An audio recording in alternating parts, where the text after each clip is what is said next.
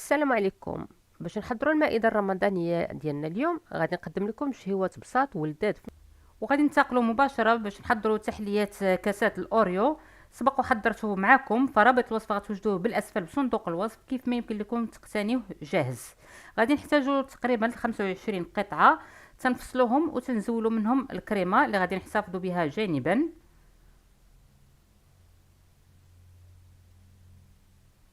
طريقة تحضير هاد التحلية فهي بسيطة وسهلة وراقية، تتصلح للمناسبات وأكيد غادي تعجبكم وتعجب وليداتكم. وغادي نحتفظ بعشرة قطع من هاد البسكويت جانبا للتزيين، والبقية تنطحنوها بالطحال الكهربائي حتى تطحن مزيان تصبح مرملة. من بعد تنضيفوا عليها 45 غرام من الزبدة اللي تتكون طيبة وبحرارة المطبخ. على فكرة ما تكتروش الزبدة باش ما تجيكمش هاد الطبقة الأولى قاصحة. ومني تنوضعوها في الكاسات تنوزعوها على الكاسات، فما تنضغطوش عليها بزاف، تنضغطوا عليها غير واحد شويه، غير تنسويوها كيف ما تلاحظوا معايا، ضغطات اللي هما خفاف اللي ما يخليوهاش كذلك تتكون بين وبين، يعني ما قاصحاش وماشي مفتة بزاف. وبالنسبه للكاسات ديال التحليه فمن الاختيار ديالكم، نعملوا اي كاسات عندكم. هنا عندي النشا 50 غرام ديال النشا و75 غرام من الدقيق. غادي نضيف كذلك واحد 50 غرام من السكر، يمكن لكم تزيدوا السكر الا بغيتوا، ومعلقه كبيره من مركز الفانيلا. وغادي نضيفوا لتر من الحليب في الاول تنضيفوا غير واحد الكميه قليله. الحليب تيكون بحراره المطبخ. تندمجوا كل هذه المكونات باش ما تغلبش علينا، تنحركوا الكل جيدا. من بعد تنضيفوا الكميه المتبقيه وتنوضعوا الكاسرول ديالنا على نار اللي تتكون متوسطه او اقل من متوسطه بقليل، ومره مره تنحركوا باش ما تلتصقش لينا هاد التحليه بالاسفل ديال هاد الكاسرول، حتى نحصلوا على واحد الكثافه اللي هي معقوله. تنضيف واحد 50 غرام من الزبده والكريمه ديال قطع الاوريو اللي احتفظنا بهم من قبل. تنطفي الموقد، هنا راه الموقد مطفي بعد ما حصلنا على الكثافه اللي حنا بغينا. ما تنخليوش هاد الكريمه تعقد. من بعد ما اندمجت كل المكونات تناخدو كميه من هاد المهلبيه، تنوضعوها في هاد الكؤوس. تجينا هاد الطبقه بيضاء صافيه، الطبقه الثانيه. فلاحظوا معايا القوام ديال المهلبيه، يعني تيكون متوسط الكثافه. وهنا عندي 150 غرام ديال الشوكولا السوداء، يمكن لكم تعوضوها بالبنيه، وتنضيف عليها القشده الطريه السائله، سواء الخاصه بالطبخ او الخاصه بالخفق اللي عندكم، تتكون سخونه، وتنخليو ديك الشوكولا تذوب جانبا. هنا عندي 8 القطع من بسكويت الاوريو بالكريمه ديالهم، غير تنكسرهم واحد شويه. وكيف ما تلاحظوا في هذه المرحله خليت هذا الخليط اللي في الكاسرول حتى دفى، يعني فقد من الحراره ديالو. وبالنسبه للطبقه الثانيه راها نشفات معنا، يعني راه تماسكات بالكاسات، خليتها معرضه لحراره المطبخ، يعني حراره المطبخ، الهواء ديال المطبخ، وتشكلت واحد القشره بالاعلى اللي غادي تحول دون هاد، باش ما يتخلطوش لي الطبقات مع بعضياتهم. فالبسكويت ملي تنضيفوه في هاد الخليط وهو دافي ما تيذوبش، ما تيهراش لينا، تيبقى قابض في راسو. الكميه اللي تنضيفوها فحسب الرغبه، والكاسات اللي تنقدموا فيهم كذلك اللي توفرتوا عليها، يعني اي كاسات، اي نوع من الكاسات ديال التحليه يمكن لكم تقدموا فيهم. الشوكولا تندوبوها، تنحضروا الكاناش ديال الشوكولا. فإلا لاحظتوا معايا راه عندي هنايا شويه خاسر، فغادي نزيد ليه كميه اضافيه من القشده او كريمه، الكريمه السائله اللي تكون سخونه. نخفف من هذا القوام. الكميه اللي استعملت هي 150 في الاخر، 150 غرام ديال الشوكولا السوداء و150 مليلتر من القشطه الطريه. وتنوضع الطبقه الاخيره. اللي بغى يعوضها مثلا تخليو غير الطبقه الثالثه وتزينوها بالقطع من الاوريو كذلك، او لا تعملوا مثلا الشوكولاته غبره من الفوق بواحد دردروه بواحد المصفات، كذلك تيجي رائع. فتنوزع هاد الكاناش. من بعد غادي نزين بالقطع ديال الاوريو اللي عندنا، اللي خلينا قبل، اللي قلت لكم غادي نحتفظوا بهم بعد ما حيدنا لهم هذيك الكريمه للوسط، وتنخليوهم حتى ياخذوا الحراره ديال المطبخ. تنغطيوهم بالفيلم بالبلاستيك الغذائي وتندخلهم للثلاجه يبردوا، ومن بعد تنقدموهم. لهذا الغرض غادي نحتاجوا القطع من الدجاج. اخترت الدبوس، غنحدث بعض الشروخ اللي غادي توصل حتى للعظم. الوقت اللي نجيو نتبلوها غتدخل لنا التتبيله بواحد الشكل سريع، وغادي يجيونا في الاخير بنان بزاف. فعندي هنا 8 القطع اللي وضعتهم في واحد الصينيه واللي غلفتها بورق الفرن. عندي هنا معلقه صغيره ممتلئه خليط من الفلفل الاحمر الحلو والحار، ممكن تكتفيو بنوع واحد. نص معلقه صغيره من الملح لان الدجاج ديجا غسلته بالملحه، ونص معلقه صغيره من الفلفل الاسود، يمكن لكم تعدلوا في الكميه. قياس معلقه صغيره من الثوم المجفف، الا كان عندكم الطري ممكن تعملوا واحد 2 فصوص ديال الثوم، ومعلقه كبيره من صلصه الصوجا، معلقه كبيره من صلصه الشواء راها متواجده في المحلات التجاريه الكبرى، صلصه ديال الباربيكوا او الباربيكيو، 2 معالق كبار من زيت النباتيه او زيت الزيتون. وغادي نبداو نتبلوا هاد القطع بشكل جيد وندخلوا لهم التتبيله في هذوك الفليحات اللي حدثنا بالسكين. في هذا الاثناء الفرن مشتعل من الاسفل والاعلى على الدرجه ديال 180، غندخلوهم يطيبوا لمده ديال 40 دقيقه تقريبا، تمر نص ساعه نحاولوا نراقبوهم. للطبق الثاني غادي نحتاجوا 2 حبات من البطاطس الحجم ديالهم متوسط. المكونات ديالي راه ديجا غسلتهم مزيان وغنقطعوهم لشرائح اللي تكون رقيقه. كذلك بالنسبه للباذنجان، الدنجال يا اما نقطعوه بالقشره ديالو، اللي ما باغيش القشره فممكن كذلك تقشروا الدنجاله ديالكم ومن بعد تقطعوها لشرائح. صدقوني هاد الوصفات راهم سراع وشي حاجه لي طوب، وصفات اللي جميله بزاف وبنينه وبمكونات اللي هي بسيطه. لاحظوا معايا السمك ديال الشرائح غنوضعهم جانبا. وكذلك بالنسبه للفلفل، الفلفل اي نوع عندكم تتوفروا عليه ممكن تستعملوه.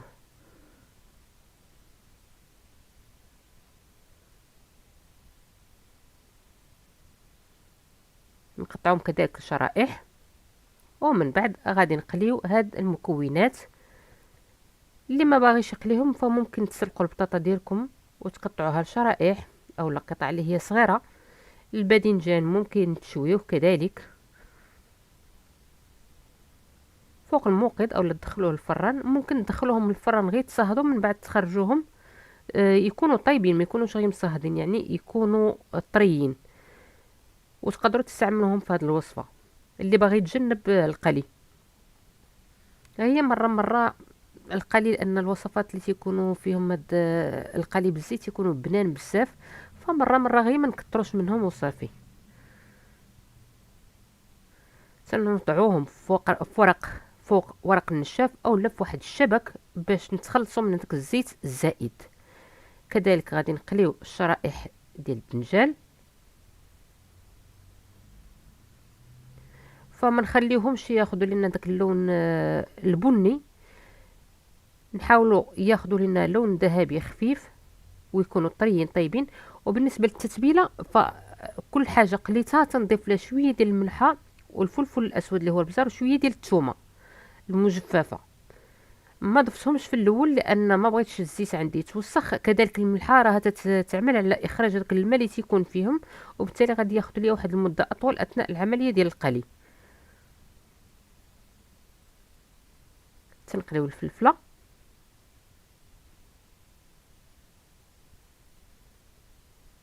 نقليوها حتى تدبل، ما يتغيرش اللون ديالها بزاف، بغينا اللون ديالها يبقى خضر.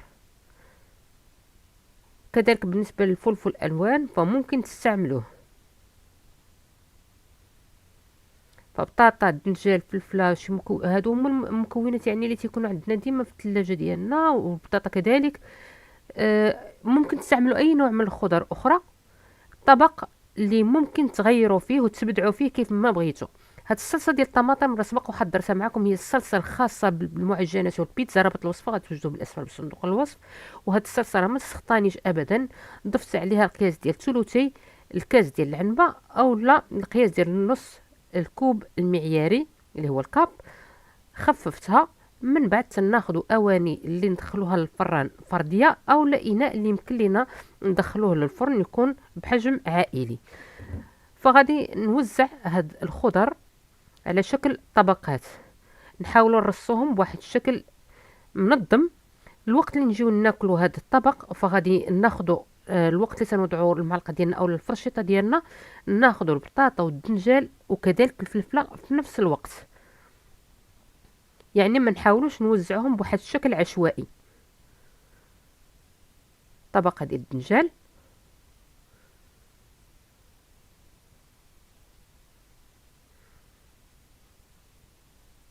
فهاد الاواني اللي عندي ديال البايركس هادو راهم شباعيين، يعني الواحد لاخذه غير وحده من هادو، واحد جوج دبابيس ديال الدجاج، راه غدا او لا عشاء اللي يكون وافي وكافي. وغير هاد الطبق ديال الخضر بالنسبه للعشاء او للغدا، الواحد لما كانش عنده واحد الشهيه اللي كبيره، يعني ما يكونش فيه الجوع بزاف، راها كافيه.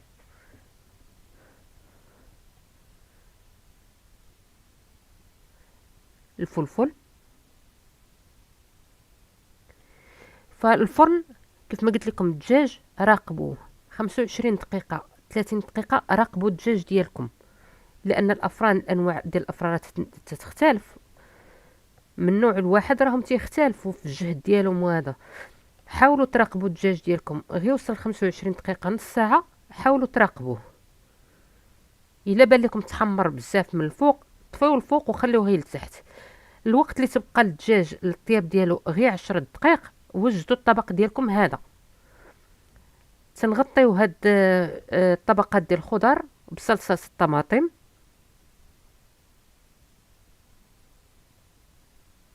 الكميه اللي عندي راه 2 معالق كبار ديال الصلصه ديال الطماطم اللي خففتهم بشويه ديال الماء هما اللي ضفت. وغادي نضيف واحد الطبقه ديال الجبن. اللي ما باغيش يستعمل الصلصه ديال الطماطم والجبن كذلك ممكن يعني تعوضوهم فقط بالصلصه ديال البيشاميل، حتى هي راها موجوده على القناه الا بغيتو ترجعوا ليها. كيف ما قلت لكم تبقى لكم غير 10 دقائق لاستكمال الطهو ديال الدجاج. دخلوا هاد الصينيات ديال الخضر، المده ديال 10 دقائق راها كافيه ليهم، منهم تيتكراتينا وتيكملوا الطياب ديالهم. 10 دقائق راها كافيه. لاحظوا معايا الطبقات ديال الخضر ماشا. وبالنسبه لخبز التورتيلا السريع فغادي نحتاج فيه 2 كيسان ديال الدقيق، معلقه صغيره من الملح، ومعلقه كبيره من زيت الزيتون او زيت النباتيه، وواحد المعلقه صغيره من السكر. تنخلط كل هذه المكونات جيدا، من بعد غادي نضيف عليهم 2 كيسان من الماء. القياس ديال الكاس حسب الرغبه، اي كاس خديتوه غادي تعبروا به الماء والدقيق مع بعضياتهم. تنخلط فقط يدويا بشكل جيد، وهذا هو القوام اللي تنحصلوا عليه بحال الشكل ديال الكريب. من بعد غادي نمروه بواحد المصفات باش حتى كانت فيه شي تكتلات تنتخلصوا منها. وسبق وحضرت معكم خبز التورتيلا بالطريقه الكلاسيكيه، وهذه طريقه واحد الفيرسيون اللي هي سريعه، فغادي نخليه جانبا. ومباشره غادي نحضر السلطه اللي غادي نحتاج فيها 2 حبات من الطماطم متوسطين حيدنا لهم الزريعه مع القشره، وواحد نص حبه ديال البصل مفرومه ناعما، معلقه كبيره من الكزبره المفرومه ناعما، وغادي نحتاجو كذلك 2 حبات من الافوكادو ديال لافوكا. فهنا هاد الحبات كيف ما تلاحظوا معايا الحجم ديالهم ما بين الصغير والمتوسط. الا كانت عندكم غير وحده متوسطه راه كافيه، او لا وحده كبيره كافيه باش تحضروا السلطه. فتنقطع على هذا الشكل بواسطه السكين، من بعد تنفرغوا المحتوى ديالها بملعقه. طريقه سهله، واللي بغى يضيف الفلفل الحريف يعني فلفله حاره فكذلك تتناسب الطعم ديالها تيناسب هاد السلطه، تيجي معها شي حاجه غزاله. تنضيفها لبقيه المكونات. من بعد تنضيف عصير نصف حبه ليم اولا الحامض اللي عندكم، واحد تقريبا القياس ديال الراس ديال المعلقه ملحه، وشويه من الفلفل الاسود نفس القياس تقريبا، وزيت الزيتون حوالي واحد 4 معالق كبار، وتنخلط كل هاد المكونات مع بعضها البعض، وبهذا تنحصلوا على السلطه اللي هي رائعه. تنمروا مباشره باش نحضروا كذلك الحشوه ديال البروتين. فهنا غادي نحتاج واحد 300 غرام من صدر الدجاج اللي تنطحنوه جيدا. غادي نحتاجو نصف حبة بصل متوسطة مفرومة ناعما، وحبة ديال الفلفل الأحمر، وحبة من الفلفل الأخضر الرومي، اللي كلهم مقطعين مكعبات اللي هي صغيرة بزاف. وتنشوحوهم بمقلاة مع واحد 4 معالق كبار من زيت نباتية على نار اللي تتكون شوية مرتفعة. تنضيف صدر الدجاج اللي طحناه بالمطحنة، وتنخلط كل هذه المكونات جيدا. فتنقليوهم. كذلك غادي نضيفوا معلقه صغيره من مسحوق بودره الثوم، ونص معلقه صغيره من الفلفل الاسود البزار، واحد المعلقه صغيره من الملح.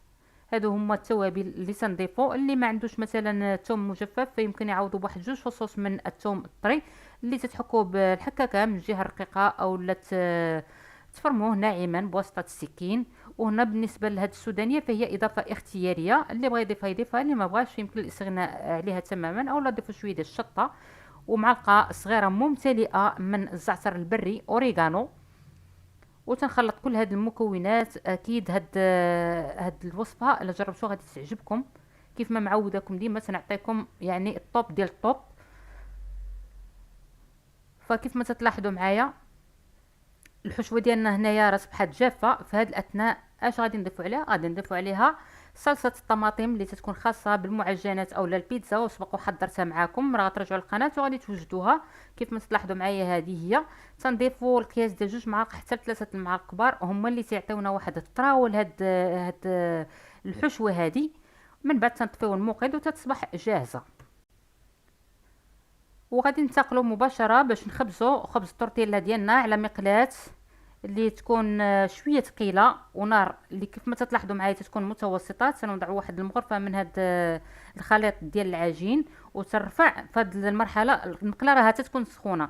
الوقت اللي تنوضع فيه العجينه ترفع من درجه حراره الموقد. لاحظوا معايا غير تتماسك لينا من الاسفل تنقلبوها مباشره.